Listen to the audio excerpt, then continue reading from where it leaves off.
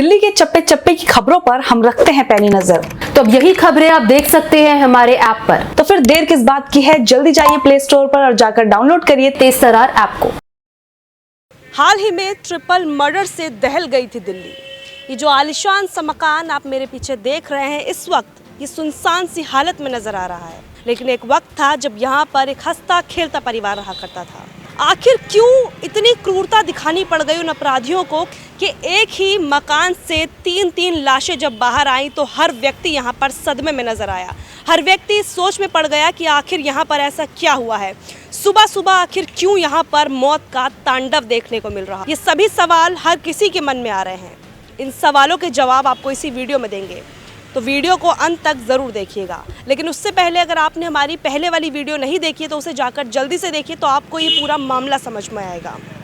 नमस्कार, स्वागत है आपका तेज तर्रार में और मैं हूँ आपके साथ आफरीन खान।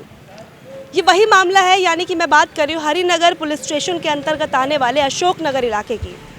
ये आलिशान मकान और ये ब्यूटी पार्लर आप यहाँ पर देख सकते हैं। हाल ही में यहाँ पर 3 लोगों के कत्ल से सनसनी फैल गई थी। आसपास के लोग इकट्ठा हो गए थे कि आखिर ऐसा क्या हुआ कि अपराधियों को एक ही परिवार में 3 लोगों के कत्ल करने की वजह मिल गई। आपको इसी वीडियो में बताएंगे इन सभी सवालों के जो भी जवाब हैं। देखिए, आपको समझा दूं कि यहाँ पर हाल ही में 3 लोगों का कत्ल किया गया। सबसे पहला कत्ल किया गया पति, जिनका नाम समीर आहूजा बताया जा रहा है। उसके बाद उनकी पत्नी, जिसका नाम शालू आहूजा बताया जा रहा है, उनका कत्ल किया गया। उसके बाद इस घर में काम करने वाली नौकरानी का कत्ल किया गया, जिसका नाम था सपना। अब आखिर इनकी क्या ऐसी गलती थी, इन्होंने ऐसा क्या किया था जिसकी वजह से इनकी ऐसी निर्मम तरीके से हत्या की गई, वो भी आपको इसी खबर में बताएंगे आपको। दरअसल देखिए, जो ब्यूटी पार्लर आप देख रहे हैं, इसी से जुड़ी हुई पूरी कहानी है यहाँ पर इस कत्ल के पीछे। अब आपको तफ्तीश से समझाते हैं कि हुआ क्या था। इस ब्यूटी पार्लर को चलाती थी समीर आहूजा की पत्नी शालू आहूजा, और 10 दिन पहले तक जो आरोपी है मुख्य और उसकी गर्लफ्रेंड इसी पार्लर में काम किया करती थी। लेकिन शालू आहूजा को उनका अनप्रोफेशनल बिहेवियर पसंद नहीं आया और उन्होंने उन दोनों को बेइज्जत करके यहाँ से निकाल दिया। अब क्या था, बेइज्जती का बदला लेने के लिए मुख्य आरोपी ने इस पूरे हत्याकांड की साजिश रच डाली और इसी के चलते उसने अपने 2 दोस्तों को इसमें शामिल किया और यहाँ पर आकर 3 लोगों को मौत के घाट उतार दिया गया। और आपको बता दें कि यहाँ पर पुलिस की जो सूझबूझ है वो काम आई, क्योंकि पुलिस ने महज 6 घंटे के भीतर इस मामले को सुलझाया और 2 आरोपियों की गिरफ्तारी की। हालांकि अभी तक जो मुख्य आरोपी है वो फरार बताया जा रहा है। इस कत्ल की इनसाइड स्टोरी यही है कि इस पार्लर में काम करने वाली एक लड़की और जो मुख्य आरोपी है वो यहाँ पर काम किया करते थे। 10 दिन पहले तक वो यहाँ पर काम किया करते थे। अब क्या हुआ कि उनके अनप्रोफेशनल बिहेवियर से तंग आकर शालू ने, यानी कि जो उनकी मालकिन है, इस पार्लर की जो ओनर है, उन्होंने उन्हें बेइज्जत करके यहाँ से निकाल दिया।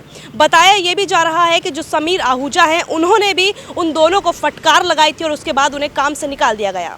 खबर सामने ये आई कि जिस दिन कत्ल हुआ उस दिन सभी आरोपी यहाँ पर आते हैं माफ़ी मांगने के मकसद से। अंदर आते हैं, वो चाय पीते हैं और उसके बाद इस पूरी वारदात को अंजाम देते हैं। सबसे पहले शालू का गला रेत कर उसकी हत्या कर दी जाती है। शालू की लाश यहीं ग्राउंड फ्लोर पर मिलती है, जहां पर ये पार्लर आपको नजर आ रहा है। उसके बाद पहली मंजिल पर समीर आहूजा की लाश खून से लथपथ हालत में मिलती है। उसके बाद आती है यहाँ पर सपना की बारी।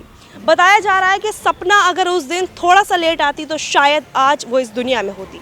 वो अक्सर जिस टाइम पर आती थी उसी टाइम पर यहाँ पर काम करने आती है। अपराधियों की नज़र उस पर पड़ जाती है और उसके बाद उसकी भी जीवन लीला अपराधी यहाँ पर समाप्त कर देते हैं। इस पूरे मामले में पुलिस की कार्यवाही यहाँ पर बहुत अच्छी रही, इस बात को कहना होगा, क्योंकि पुलिस ने महज 6 घंटे के भीतर इस पूरे केस को सुलझा दिया।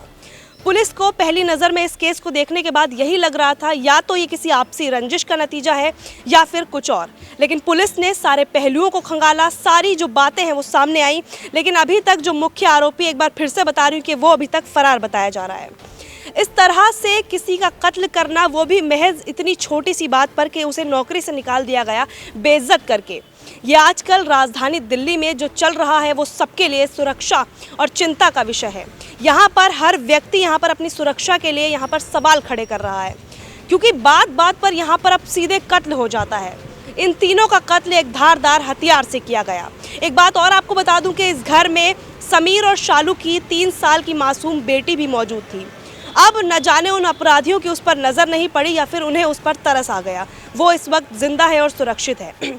इस पूरे मामले का खुलासा कैसे होता है वो भी आपको समझाते हैं। तकरीबन 9 बजे के आसपास सुबह जो ड्राइवर है वो रोज़ाना की तरह आता है। ये जो गाड़ी आपको खड़ी दिख रही है, इसी गाड़ी का जो ड्राइवर था वो यहाँ पर पहुँचता है और उसके बाद वो जो मंजर देखता है, उसके बाद उसके पैरों तले ज़मीन खिसक जाती है। जिसके बाद मौके पर पुलिस को कॉल की जाती है और शुरुआती जांच में ये बताया जाता है जब कॉल की जाती है कि यहाँ पर शायद चोरी हुई है। पुलिस पहुंचती है यहाँ पर। जब पुलिस देखती है कि इतने लोगों की लाश खून से लथपथ पड़ी है, पूरे घर में हर जगह खून ही खून पसरा हुआ है, तो पुलिस भी यहाँ पर सोच में पड़ जाती है कि आखिर ऐसा हुआ तो क्यों हुआ। और जब इस मामले के सारे राज खुलते हैं, जो अभी मैंने आपको बताया कि महज बेइज्जती का बदला लेने के लिए उन अपराधियों ने एक सोची समझी साजिश यहाँ पर रच डाली। अब आपको क्या लगता है कि इन अपराधियों के खिलाफ ऐसी कौन सी कड़ी कार्रवाई होनी चाहिए, ऐसी कौन सी कड़ी सजा इन्हें मिलनी चाहिए जिसके बाद हर अपराधी के मन में एक डर हो कि एक भी अपराध अगर उसने किया तो उसकी सज़ा उसे कुछ ऐसी मिलेगी कि उसकी रूह तक कांप जाए। क्या लगता है आपको कि यहाँ पर कानून व्यवस्था में कुछ बदलाव की ज़रूरत है? ऐसे अपराधियों की मानसिकता के लिए क्या कहना चाहते हैं आप? और आपको एक बात जानकर और भी ज़्यादा हैरानी होगी, जो आरोपी है उनकी उम्र आपको बता दूँ। एक आरोपी की उम्र यहाँ पर महज 19 साल है और उसके बाद जो दूसरा आरोपी है उसकी उम्र महज 21 वर्ष है। यानी कि युवा पीढ़ी जिन्हें देश को आगे बढ़ाने के लिए अपना योगदान देना चाहिए, वो आजकल यहाँ पर कत्ल करने में बिजी हैं। तो क्या ऐसे होगा हमारे देश का विकास?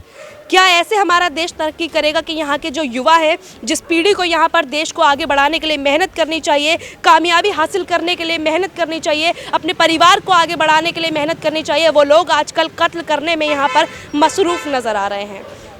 इस पूरी खबर को लेकर आप क्या राय रखते हैं ज़रूर बताइएगा। इस इनसाइड स्टोरी को जानने के बाद आपके मन में क्या कोई डर है कि अगर आपने कभी भी ज़िंदगी में किसी से बदतमीज़ी की है या उसका अपमान किया है तो इस तरीके का बदला कोई भी व्यक्ति आपसे ले सकता है? इस पूरी खबर को जानने के बाद आप क्या राय रखते हैं कमेंट में ज़रूर बताइएगा।